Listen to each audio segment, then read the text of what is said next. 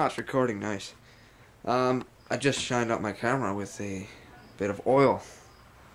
Cheap New Gold stuff. Oil is oil, you know. Anyways, I got a free lawnmower. Throttle mechanism cable. It's broken. Doesn't work. Must be something on the inside. So I gotta get a new one and just hook it up here, and my free lawnmower, just for parts, isn't gonna work again.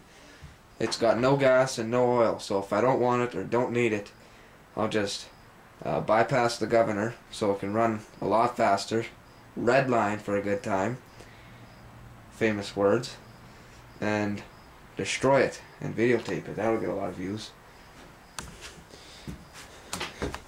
Oh, it's my redneck fishing device. The O-ring fell off on that bicycle pump, so I lubed it with some motor oil, and I found this hanger and bent it several ways with a clamp. I'm not sure what these triangle spaces are. If you know what they are, that'd be a nice comment. So, you know, comment if you know. Anyways, it's a 3.5 horsepower Briggs and Stratton. It runs perfect, the guy said. And the same guy who gave me that mower came over with this mower. He said he took the carb off, you know, just to clean it, and he forgot how these linkages went back together. You know, this one and that one. So I figured it out for him. I cut a piece of the what do you call it, the spring off, because it was too weak. Then I compressed the spring with my vise and my fingers and made it the perfect amount. So now when you turn it on low, it's on low, and when you turn it on high, it opens the throttle. So that is great. Works perfect. And after I was done that, he told me that he broke his needle in his carburetor in the bowl, which is really corroded, and it goes right there in that little hole there.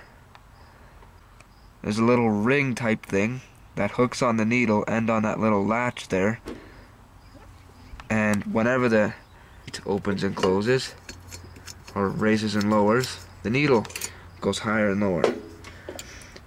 He went to that place, Sears, and got a new needle, and that it's gonna work now, but Sears is closed, so he'll be back here tomorrow with that.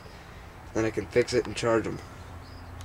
Of course, there's no gas and no oil, as you can see. But anyway, for this, if you're wondering if you have this type of mower and you're wondering where this spring goes, it goes in the bottom hole, and that one, you know, with a bunch of bends that looks like that or similar, it goes in the top hole, and from there it goes on the throttle mechanism piece. It goes on the far hole on the left, and you know, after that you can piss around with the spring or that little screw there and adjust the tension, so when you turn it on low, it actually turns to low, and when you turn it to high, it actually goes to high. That's that. And I found my side chute for the regular mower that we got. It's one of those things that just hook up there and it shoots all the grass to the side, and you don't got to worry about emptying a bag all the time. Can't wait to see what the inside of that thing looks like. I wonder if it's clean or dirty or carboned up. It's got lots of spark. It's got way more spark than the modern mowers, which is weird. Oh, and because I'm so cheap, I kept the belt from the S10.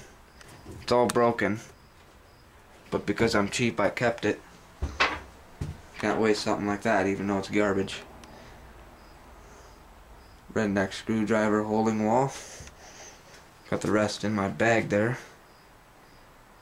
And if you want me to show you how to make anything, like this hook for instance, or you know, any type of different way, or if you want me to make something like we'll show you how to make something like that.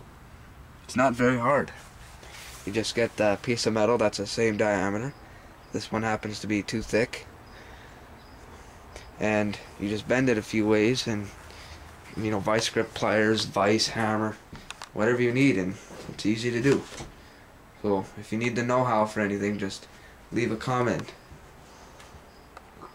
Or if you want to know the redneck way to break out of handcuffs, just leave another comment. Redneck shelving.